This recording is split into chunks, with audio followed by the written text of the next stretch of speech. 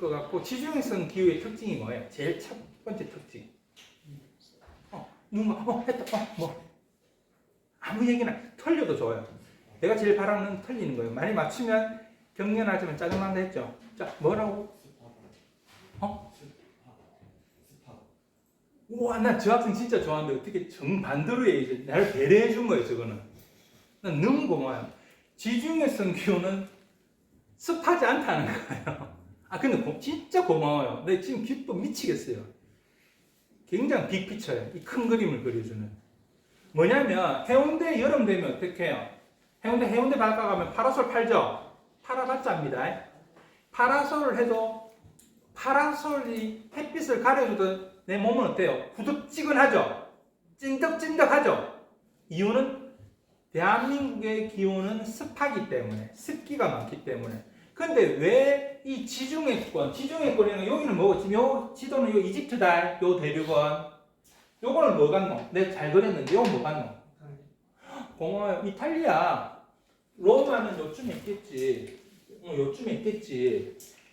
우리나라도 뭐 동서로, 남북으로 조금 보면 서로 간에 차별도 하고 서로 시기 질투하지요. 솔직히 말해서. 우리나라의 차별과 시기 질투는 잽도 안 됩니다. 이탈리아에 비하면. 이탈리아는 북부만 잘 살아요. 남부는 너무 못 살아요. 우리는 사이가 좀 안 좋아도 그건 어떤 정치권에서 그렇게 만들어간 거지, 실제는 사이 좋았는데 그냥 분위기를 그렇게 우리가 가스라이팅 당한 거고, 이탈리아는 지금도 북부는 뭐고 밀라노부터 해가지고 패션 1번 지는 거 있잖아 하고, 이쪽 뭐고 약간 마피아 많은 동네 있잖아요. 못 사는 동네. 그런 부분이에요. 여기까지는 안 넘어갈랬는데 조금만 넘어갈게. 스페인이란 나라는 정말 서로 사이 안 좋은 거 알죠? 레알 마드리드와 바르셀로나는 그냥 적이라고 보시면 됩니다. 여차하면 서로 죽일 뿐입니다.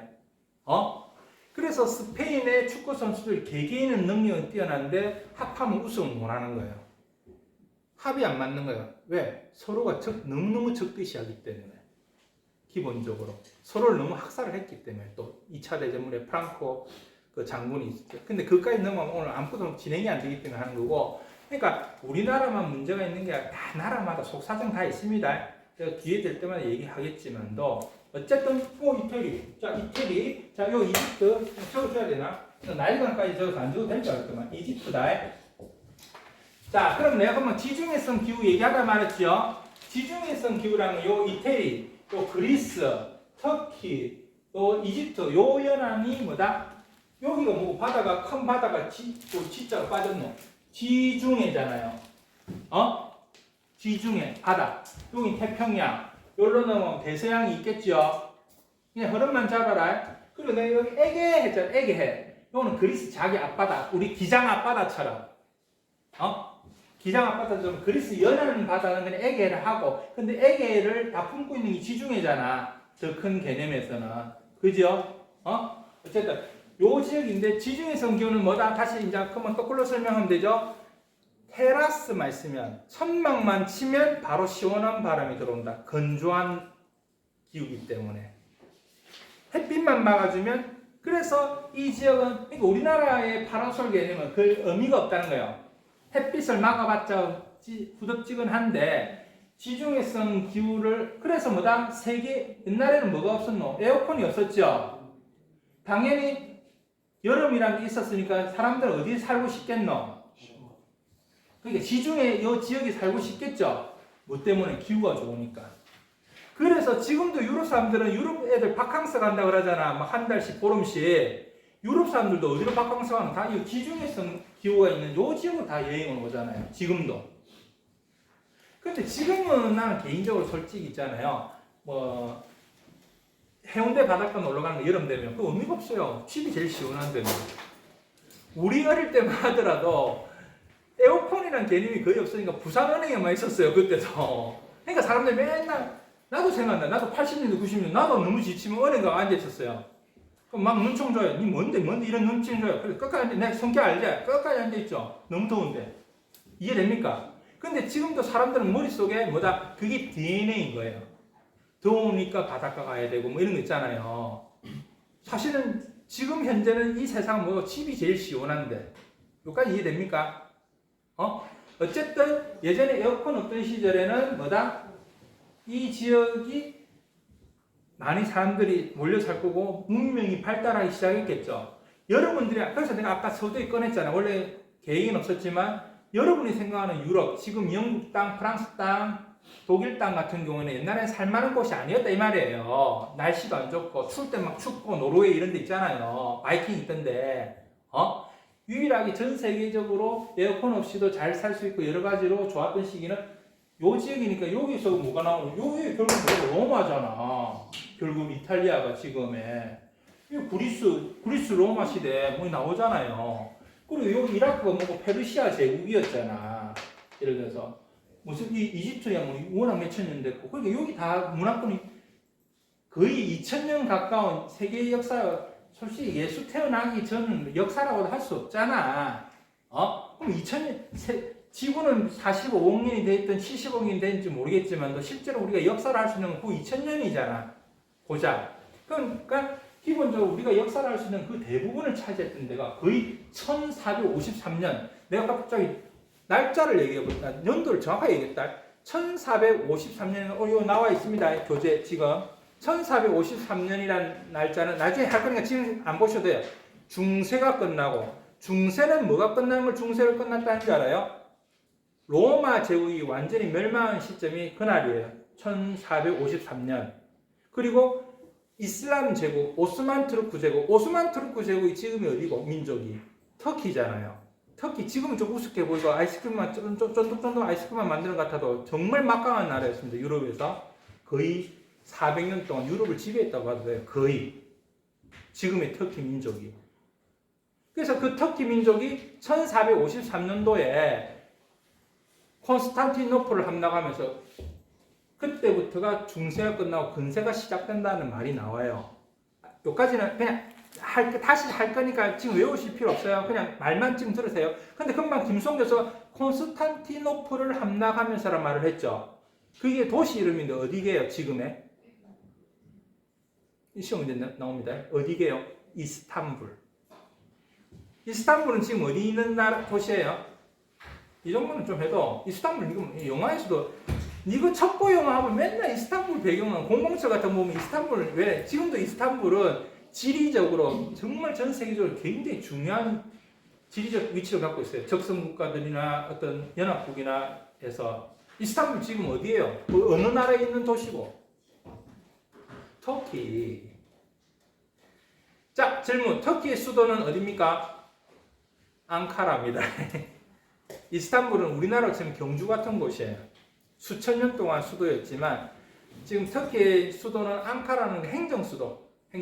우리나라는 서울이 한양이고 하다 보니까 여러분들도 이스탄불 하면 순간적으로 착각할 거예요. 예를 들어서 텔레비전 뭐 어떤 퀴즈 프로에도 보니까 항상 뭐 터키의 수도라면 막 삐 누르면 이스탄불에서 오다 보면 뭐 당황해요. 이스탄불 아니냐고. 앙카라입니다. 그거는 행정수도만 앙카라고 실제로 이제 그렇지만 여러 경제적인 거나 여러 부분에서는 지금도 이스탄불이 최고의 도시죠. 터키 내에서는.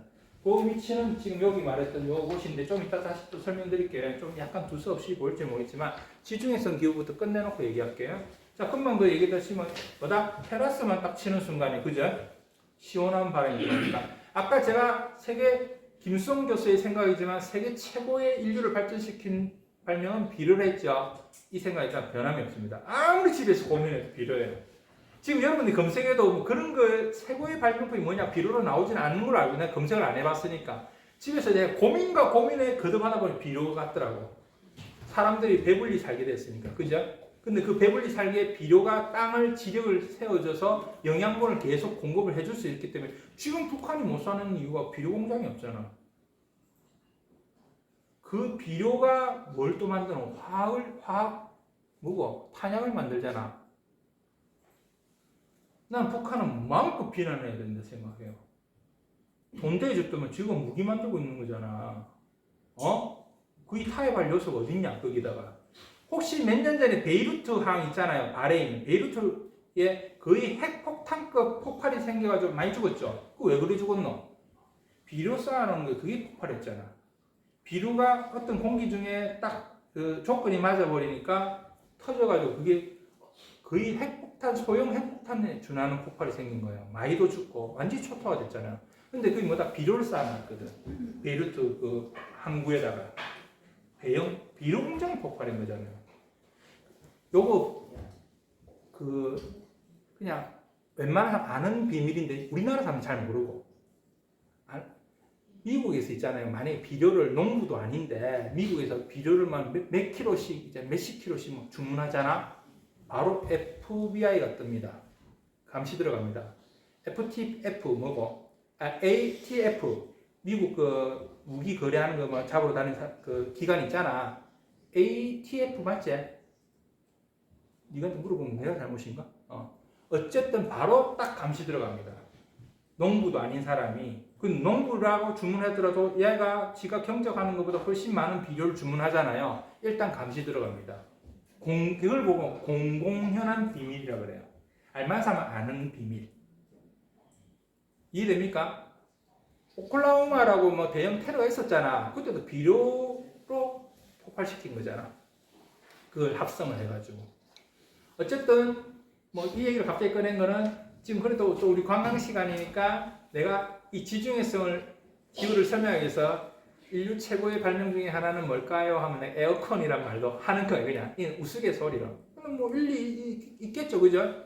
일리 있다고 생각하고 그 다음에 또 김성 교수가 생각하는 또 최고의 발명 중 하나 1등은 아니겠지만 엘리베이터라고 생각해요.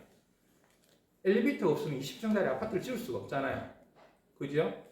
그러니까 내 말은 여러분이 생각에 꼬리를 한번 물어보자는 거죠. 이게 어떻게 공식적인 뭐 구글에 검색 나오는 건 아니지만 뭐 내 생각도 그냥 교류하자 이 말입니다. 자꾸 똑같은 말 하지만 그다음 또 하나 뭐 있어? 나 세탁기라 생각해요. 세탁기. 엄마들 할 일이 너무 많이 줄잖아요. 그러면 할 일이 줄고 그럼 시간이 비면 그만큼 또 다른 여가를 즐기든지 나를 위한 자기 개발이 되겠죠. 혼자 자취해 보니까 뭐 딱 세탁 같은 거 걸리잖아요. 자취해 보면 아니 군생활 해보면 알잖아. 옛날에 어머니가 해주시던 건데 딱 걸리고 뭐 세탁 이런 거 짜증나잖아. 모포 맨날 틀어야 되고 그죠? 오히려 남학생들 더 잘 알죠. 이 부분은 오히려. 뭔 말인지 알죠? 예를 들어서. 자, 어쨌든 그런 기후적인 조건 때문에 세계 문명이 이 지역부터 생겼고 지금 이 지역이 뭐가 있노? 그 당시에 그리스 있고 터키 있고 이집트 있고 땡 끝. 자, 그럼 질문. 공식적으로 로마가 시작되는 최초의 왕이 시작되는 시기가 언냐면 기원전 31년부터예요. 그러니까 예수가 태어나기 31년 전이죠. 기원전이란 말은 알죠? 예수님이 태어난 날부터가 1년이잖아.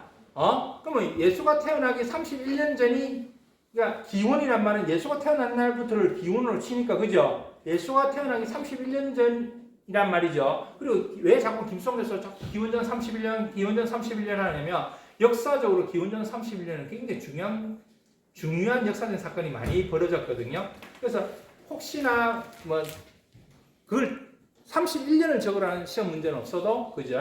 뭐 사지선다형에서 뭐 골라라 할 때는 나올 확률이 대단히 높다 그죠? 혹시 케사르라고 시저라고 들어봤어요? 시저. 그 로마에 그죠?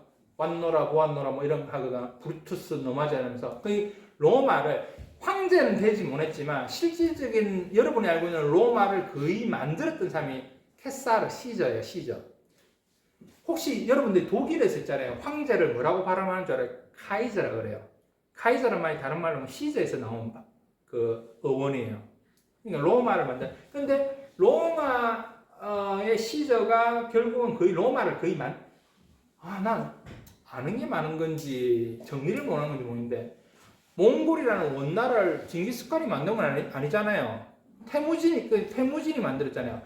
칭기스칸이란 말은 뭐예요? 칭기스칸이 이름이 아닙니다. 칸이라는 건 그냥 왕이라는 이름이고 칭기즈란 말은 위대하다는 말이에요. 위대한 왕이라는 뜻이에요.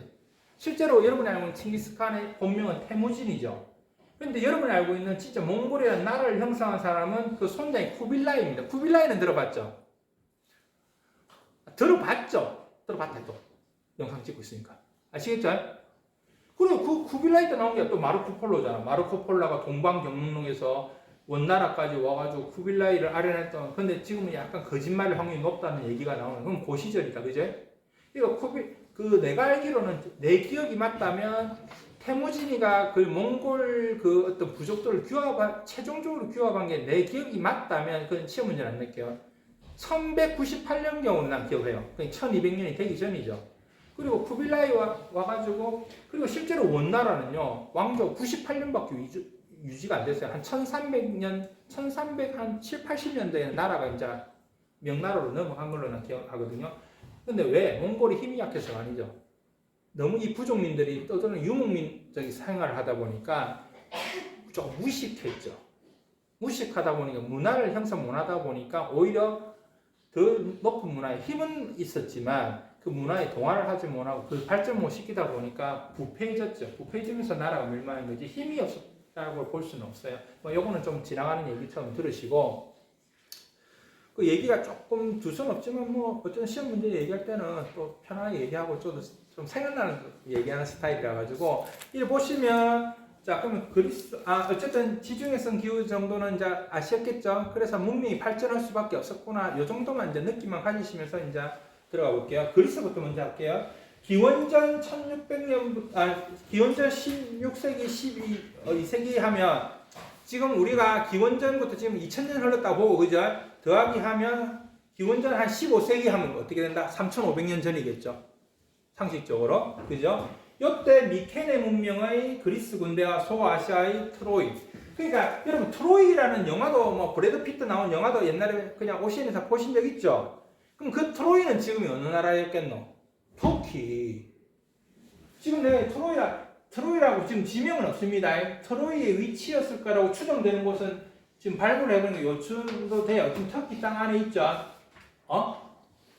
터키. 그러니까 터키도 옛날부터 굉장히, 그러니까 딱 그 민족, 근데 그 민족이 이어온 건 아닙니다. 어쨌든 터키 땅에 있었던 트로이 민족인데, 어쨌든 그 영화의 배경이 됐던, 그 영화의 트로이 영화를 보시면 맥락은 조금만 설명드리면, 영화니까 뭐냐면 그 그리스의 왕이 메네리우스 왕이라고 있었어요. 지금 또 옛날 기억을 되살리려니까 조금 발음이 틀릴 수도 있습니다. 이해해 주세요. 시험 문제 낼게요. 그 대신에 메네리우스 왕이 있었는데, 그 헬레나인가 하는, 이씨 영상 다 잘라야 되겠다. 나중에 뭐 누군가 보고 댓글 달면 장난 아니겠다, 그죠? 헬레나 왕비가 있었는데 너무 이뻤죠. 그래서 트로이의 왕자였던 파리스 왕자, 영화에서 보시면 올란도 블룸이 주연했을 거예요. 그 역은 트로이의 파리스 왕자는 둘이 눈이 맞아 붙네. 그래서 정군이 나가지고 트로이로 와 붙네. 메네리우스 왕이 완전 열받았겠죠. 그게 그냥 야사란 거야. 역사가 아니고 야사인데, 어쨌든 열받아가지고 트로이와 10년 전쟁을 벌인다가 트로이 영화의 맥락이에요. 근데 메네리우스 왕, 근데 자 여기서 여러분 몰랐을 얘기를 한 개 드릴게요. 그리스는 한 번도 제대로 된 그리스라는 나라가 있어 본 적이 없어요. 역사적으로. 오히려 20세기 들어와서 이제 그리스가 된 거예요. 지금 여러분 생각하는 요 지역이 그리스가. 옛날에 여러분 아시는 나라는 부족, 국가라고는 얘기하지만 나는 부족 도시 정도. 부족이라고 생각해요. 그냥 아테네라는 부족 도시. 스파르타 알죠? 스파르타 하잖아요. 300. 그런 부족 도시들로 이루어진 나라예요.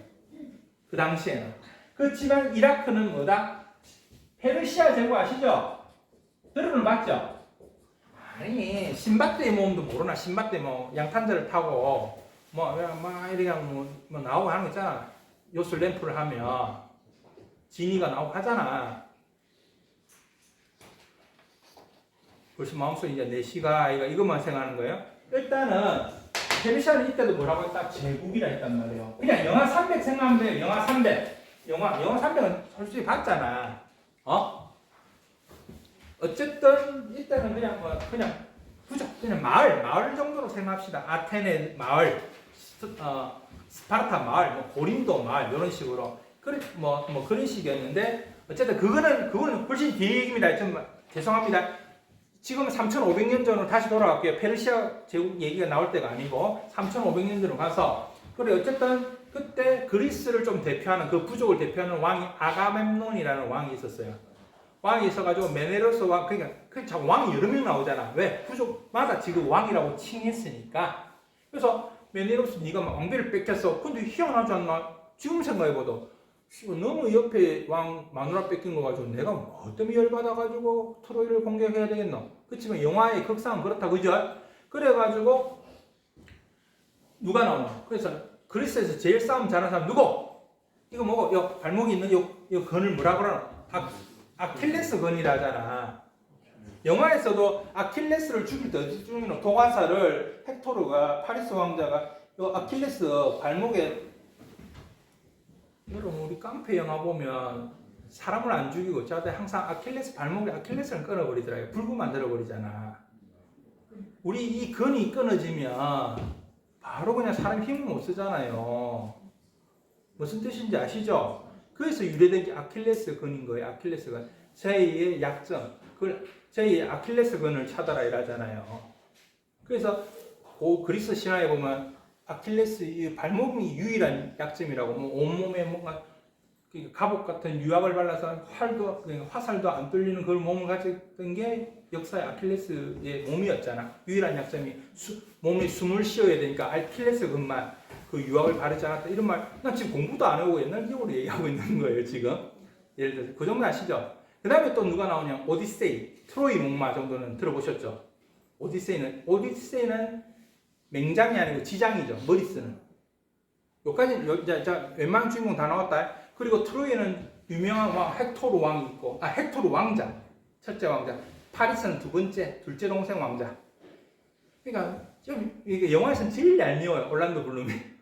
괜히 나라가 망했잖아, 트로이가. 영화대로 한다면.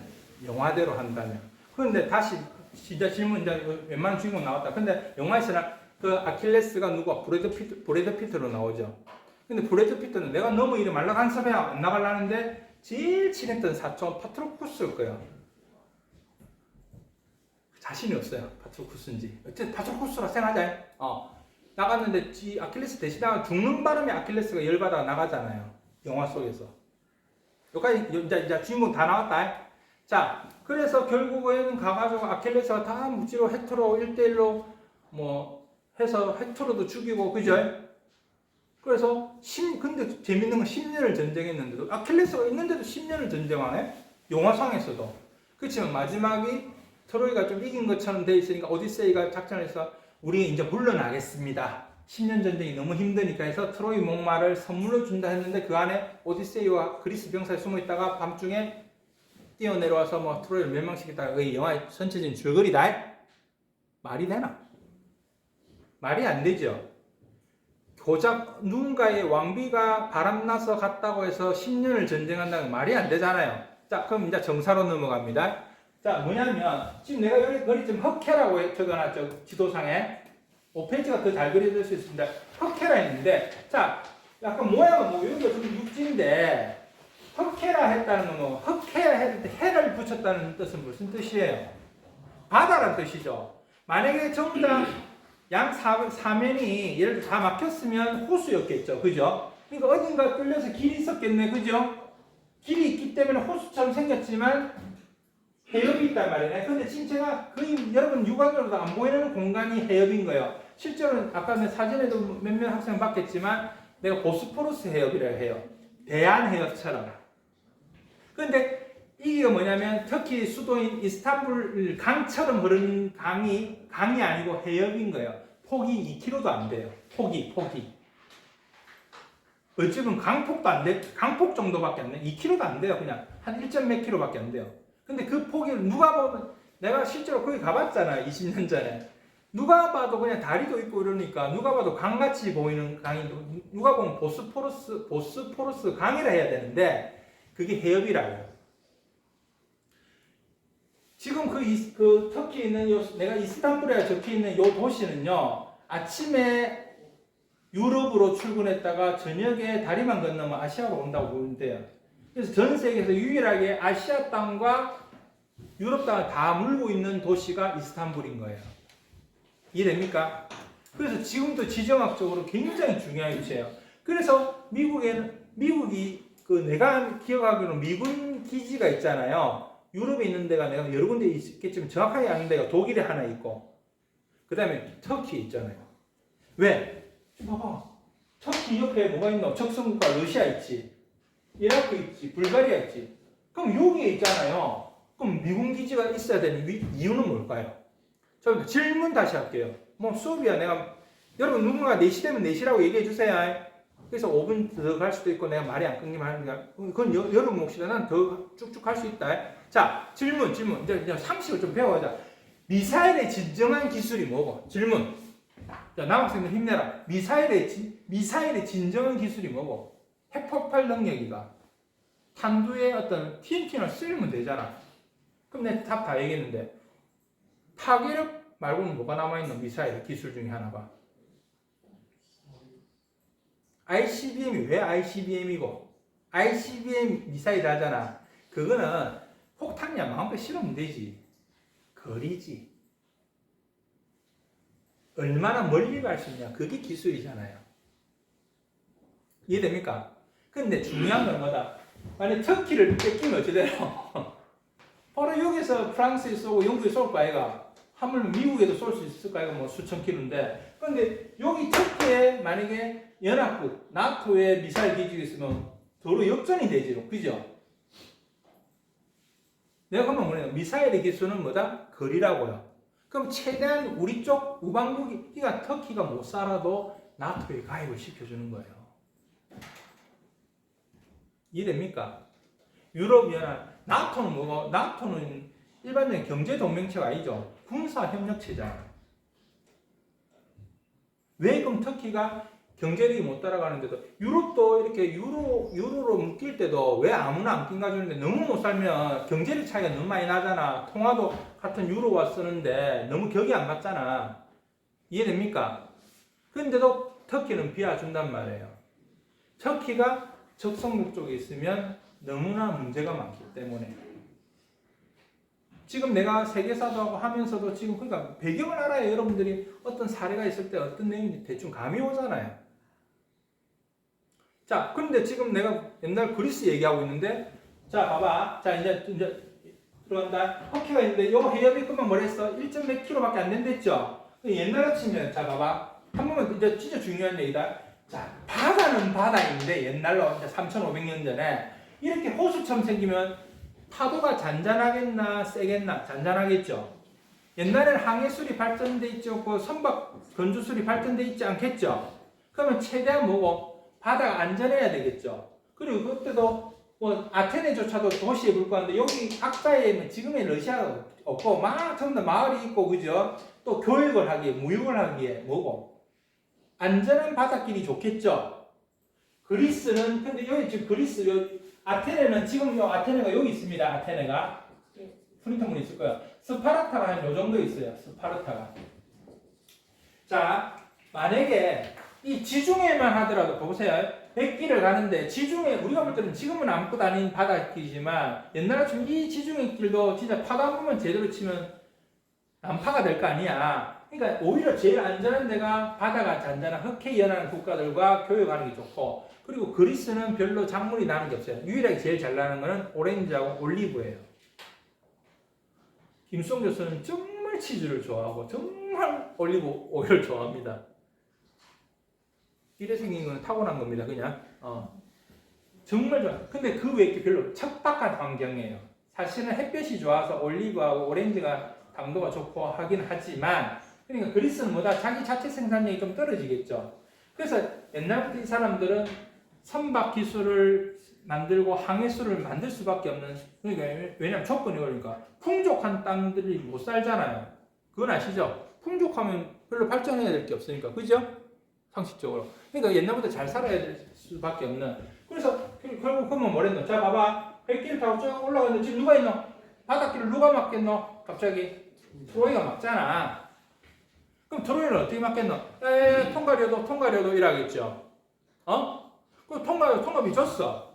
통과비 줬는데 잠시만 자고 가라 이라는 거야. 숙박비 내라 이라는 거죠. 그게 지나가도 되는데. 근데 여러분 지금도 미국 나사에 가면 그리스 수학자들이 많습니다. 원래 그 동양에서는 쌤이 제일 빠른 사람을 중국 왕서방해가 중국 사람들이 좀 숫자 감이 좋다 그래요. 근데 전 세계적으로 수에 제일 강한 민족 중에 한쪽이 그리스 민족이에요. 실제로 지금도 미국 나사에 가보면 그리스 과학자들이 많을 정도예요. 그러니까 뭐다? 수판을 잘 튀긴다 이 말이에요. 계산기를 잘 두들긴다 이 말이에요. 그러니까 금방 얘기한 거 지금 답 나왔죠. 통행료죠, 숙박료내죠. 할바사는 뭐고? 할바사는 차라리 그냥 계산해봤죠. 주판기를 두들겨봤죠. 차라리 트로이를 정복하는 게 낫겠다. 10년 전쟁을 했더라도. 그게 더 현실적이다 이 말입니다. 이해됩니까? 여기까지 이해됩니까? 그렇지만 역사는 영화 속에서 그리스가 이겼지만 너무 큰 전쟁을 치렀고 트로이도 어마어마한 강대국이었거든요. 결국은 둘 다 무너지는 거죠. 그죠? 둘 다. 그래서 그때부터 뭐가 온다? 암흑기가 온다 이 말이야. 제일 윗단에 적어놨죠. 암흑기가 온다고 적혀있죠. 자 봐봐. 별거 아니지만도 흐름을 듣고 나중에 외우면 대충 무슨 말인지 알게 되잖아요. 그냥 외우라. 여러분 아무 맥락도 없는 말을 외우면 못 외워요. 그렇지만 흐름이 내 말에 어떤 의식의 흐름을 따라서 오시란 말이에요. 자, 그럼 출근은 3000년 전에 뭐 이제 암흑기 트로이 전쟁 후 곧 이민족들이 습격해서 저도 있잖아요. 여러분 죄송한데요. 저도 이 나이까지 공부를 한 게 좀 많다 보니까 사실 지금 입에서 몽골족, 훈족 뭐 있잖아요. 왜 게르만족이 막 로마 제국 하면요. 여러분 집에 못 가요. 지금 난 이게 미치겠어요. 막 말하고 싶은데 이거 말하면 너무 격가지로 빠지니까. 아쉽네. 그리고 자 기원전 8세기에서 5세기 이러면서 아까 또 여러분들이 영화 300에서 나오는 시기가 온다 이 말이에요. 이게 지금 기원전 8세기 5세기 고린도, 아테네, 스파르타 등 도시 국가가 형성됐다 이랬잖아요. 그래서 내가 갈로치고 뭐라나 했노? 이때 그리스라는 민족 의식이 생겼다. 민족 의식이 생긴 건지 그리스라는 나라가 생긴 건 아닙니다. 약간 동질감을 느꼈다. 뭐 예를 들면 신라, 백제, 고구려 같은 정도의 느낌. 여기까지 이해되셨죠? 그리고 요 시기가 뭐 기억이 안 나면 뭐다? 영화 300 스파르타를 항상 연상해라 이 말이에요. 그 시기라고 이게 스파르타 2, 302, 301 이거 전부 다 여기 요 시기라고 보시면 돼요. 자 어쨌든 실제로는 여러분들 알다시피 스파르타가 인구수는 적지만 스파르타식 교육이란 말이 왜 나오는지 정도는 아시죠? 굉장히 뭔가 강력하게 군사를 실제로 그 역사에 보면 스파르타는 아기를 낳아서 와인을 몸에 끼얹어가지고 애가 부르르 떤다. 그러면 타이게수스산이라는 지그 산에다 버려요. 몰라 역사서에 나와 있으니까 뭐 어떻게 되는지 모르겠지만 그리고 피부를 한 달에 한 번씩 딱 검색해가지고 만약에 피부가 흰 피부나 비만이면 어떻게 된다? 체벌을 가야 해요. 저는 매일 맞겠죠. 아니 비만이니까 그죠 일종의 그죠. 그 다음에 일단 군에 들어가면 어릴 때 군에 들어가면 30살까지는 군을 복무해도 스파르타 얘기입니다. 그리고 1인 1시 진짜 여기서 제일 재밌는 거 하나 나와요.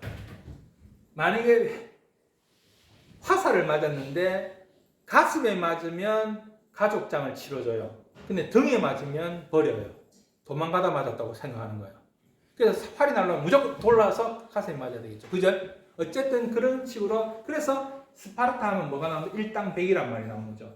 인구수에 비해서 굉장히 강력한 그리고 300의 영화 1편은 여러분 300도 영화 1편이 나오고 2편이 나온 건 아시죠? 그 정도는 아시죠? 1편은 스파르타 얘기고 2편은 아테네 얘기입니다. 2편은요 내가 봤거든. 2편은 여러분 그냥 영화만 봤겠지. 2편이 1편도 1편대로 사실이지만 2편이 뭐냐면 살라미스 전쟁, 해전은 뭐 바다에서 전쟁을 벌였다고. 그게 유명한 살라미스 전쟁이에요. 그러니까 실제로 역사가 가장 이게 최초일 거라고 인정하는 유일한 해전. 그러니까 역사가 제대로 물론 트로이 전쟁도 있었다고 추정은 되지만 실질적으로 살라미스 해전은 그래서 이연세라는 만화가 아세요? 이연세라고 만화방에 여러분 세대가 많이 다르구나. 이연세가 뭐 천국의 신앙가라는 영화 만화를 장편했는데 그 첫 페이지에 나온 게 태초에 첫 전쟁이 있었다. 살라미스 전쟁이 나와요.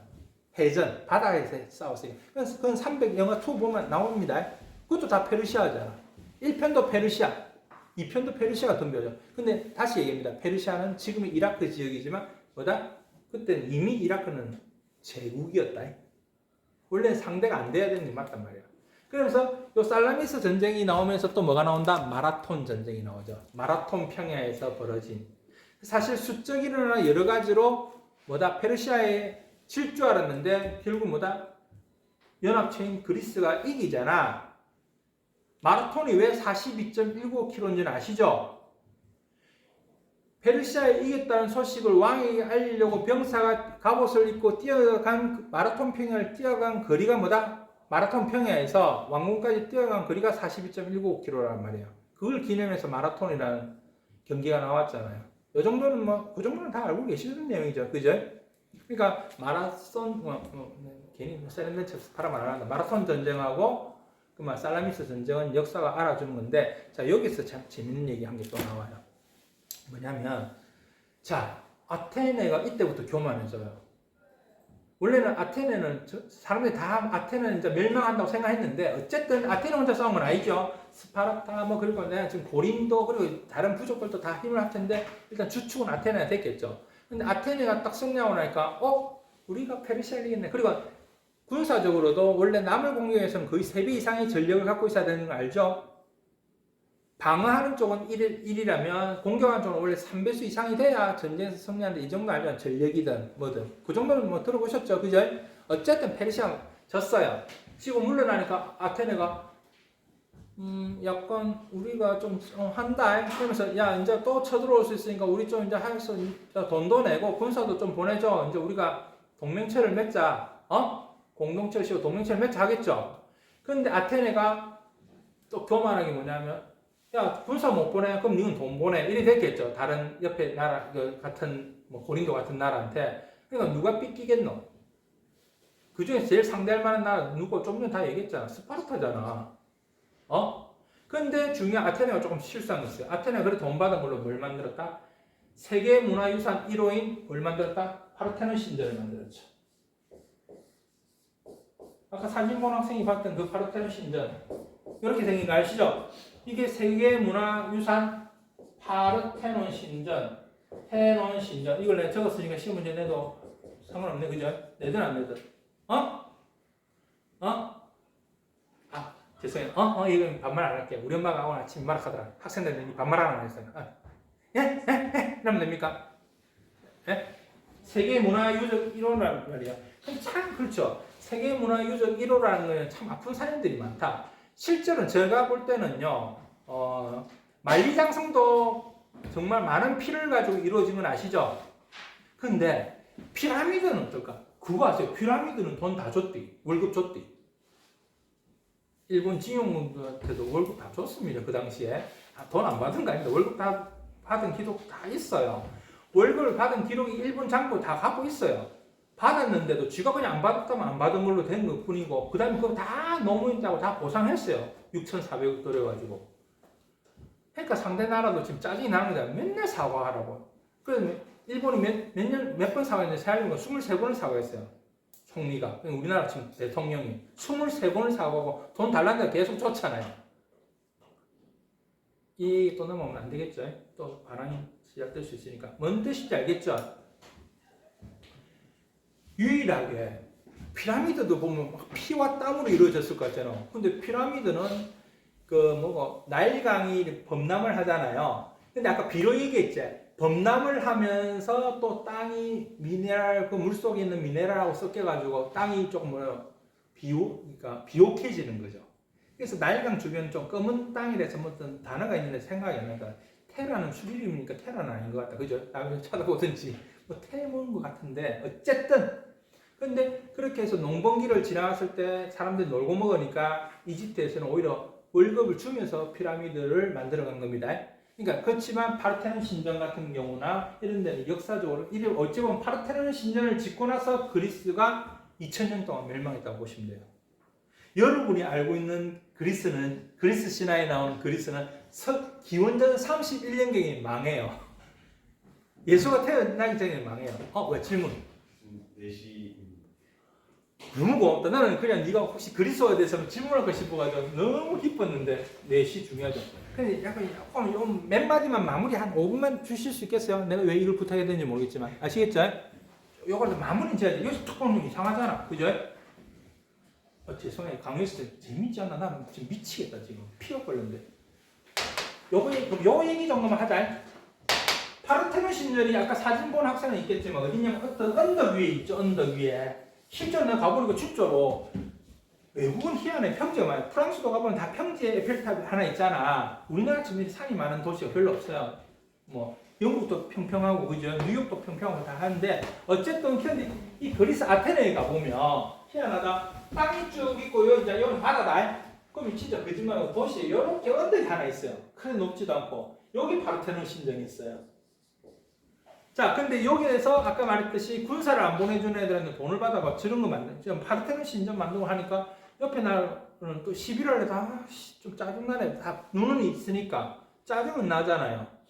짜증은 나는데 이걸 유일하게 그 짜증을 힘으로 보여준 게 누구겠노? 스파르타라는 거죠.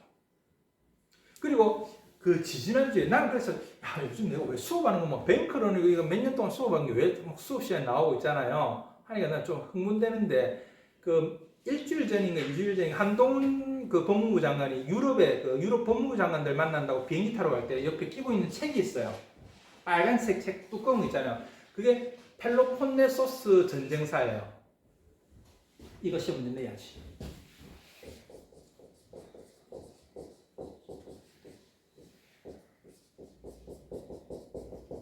펠로폰네소스 전쟁. 아니 이거는 적으라고는 안 할게요. 4명 객관식입니다.